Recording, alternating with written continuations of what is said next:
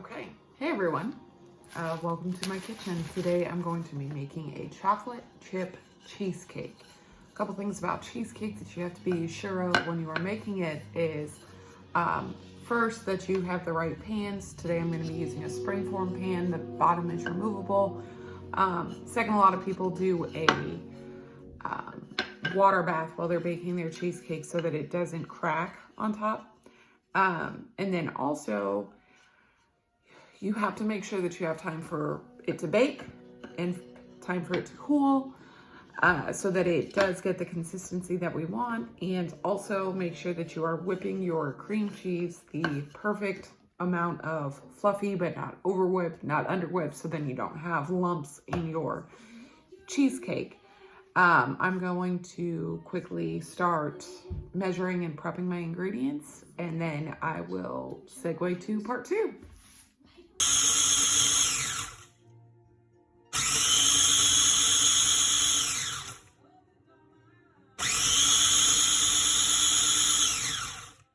All right, so I used my food processor and blended up some graham crackers. As you can see, they're very fine. I added some granulated sugar in there. This is gonna be for our crust. I have my springform pan ready to go. As you can see on the side, it has a clasp that loosens so it separates out. I'm gonna add my melted butter to the graham crackers. Okay, now my crust is in the pan and I'm gonna press it down firmly so that it sticks. For this chocolate chip cheesecake, you guys also do chocolate graham crackers. And you want it to go up a little bit on the sides of the pan as well. So I'm just gonna use my hands, press it down firmly, and then it'll be ready for the filling. You're gonna bake it for about 5 to 10 minutes, somewhere in there, at 325, that way it's set. One thing I did forget to mention about this recipe is it's really important that your cream cheese and your eggs are at room temperature. So I took these out a couple of hours ago, the cream cheese and the eggs. Also make sure that when you are baking that you read the recipe all the way through from beginning to end, and you can prep your ingredients into bowls as they're added to the mixer. So in one bowl right here, I have my wet ingredients. I have my sour cream, my vanilla, and then my heavy whipping cream. And then in this second bowl, I'm gonna crack my eggs and put them in here. Now, the recipe does say add one egg at a time. So what I'm gonna do is I'm just gonna crack them all in this one bowl, and that way they're prepped and ready to go. And then when I go over to my mixer, I'm gonna pour them into the mixer one by one. All right, here we go.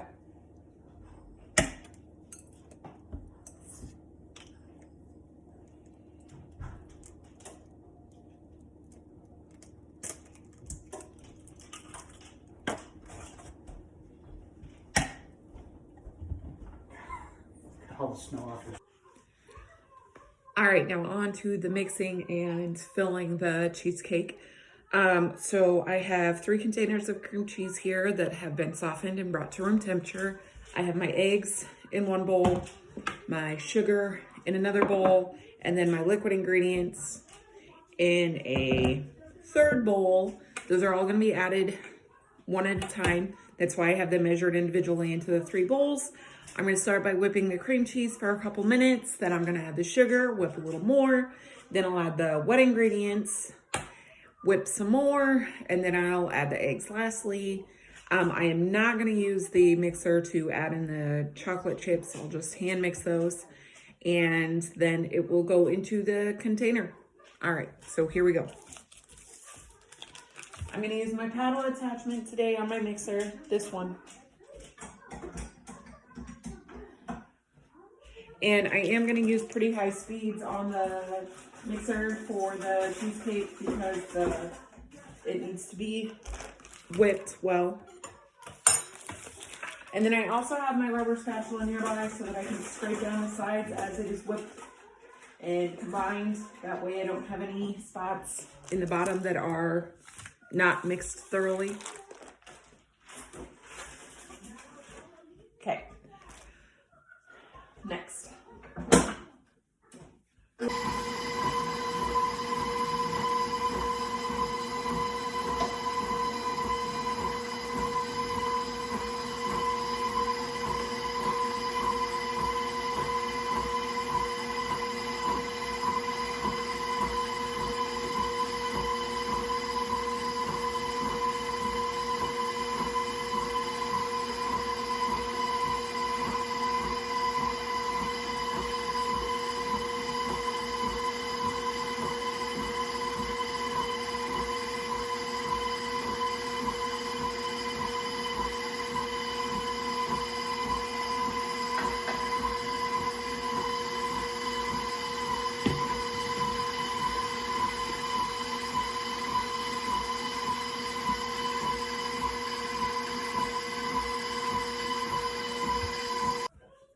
Okay, so my cream cheese mixture is all smooth, not lumpy.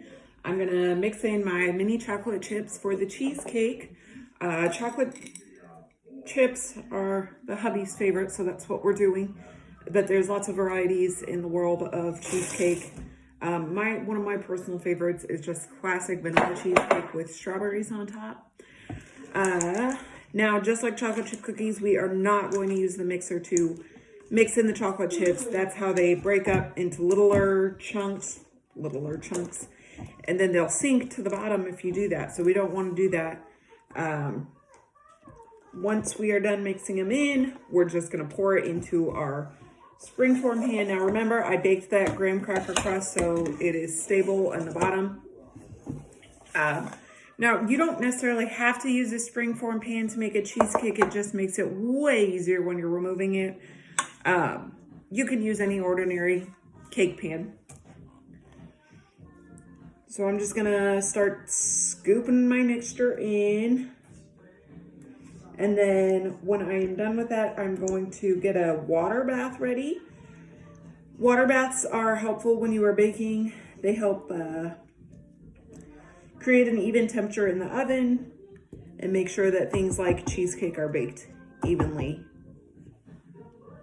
In all honesty, you don't necessarily have to do the water bath, but it is helpful.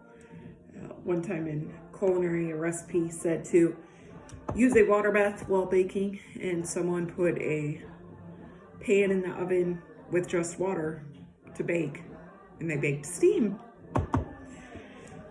All right, so now onto the water bath. I am using a very large cookie sheet that will hold my entire cheesecake pan. I'm gonna fill it with, I just measured out about 2 cups of water. Depending on the size of your pan, that's how you will decide how much water you need. And then on the pan, you're gonna go about halfway up. I just learned that my oven is not level though, because my pan is tilting, but that's all right. I'm gonna add another cup to the pan. I'm probably not gonna use it all, but just to make sure that it is halfway up the pan so that that cheesecake pan is nice and in the oven. All right, I actually did end up using the entire cup. Okay, so now I just put the cheesecake pan in the water bath like so, and then I'm gonna put it in the oven. It's gonna bake for 65 to 70 minutes. Like I said at the beginning, you're definitely gonna need time for this to bake. And then I'm actually also going to let it cool in the oven for another hour. So it does kind of turn your oven off, obviously. And then you're gonna let it cool in the oven for another hour. Now, a couple things about baking a cheesecake. Do not open the oven door while it is baking. That lets the steam out. We don't want that. And other than that, I think we're good. We have our water bath. Our oven's preheated to 325. Now I'm just gonna set a timer for 65 minutes. I will check it after those 65 minutes, either add more time. At the end of the baking time, your cheesecake should be slightly jiggly in the center, but not too much. So kind of like,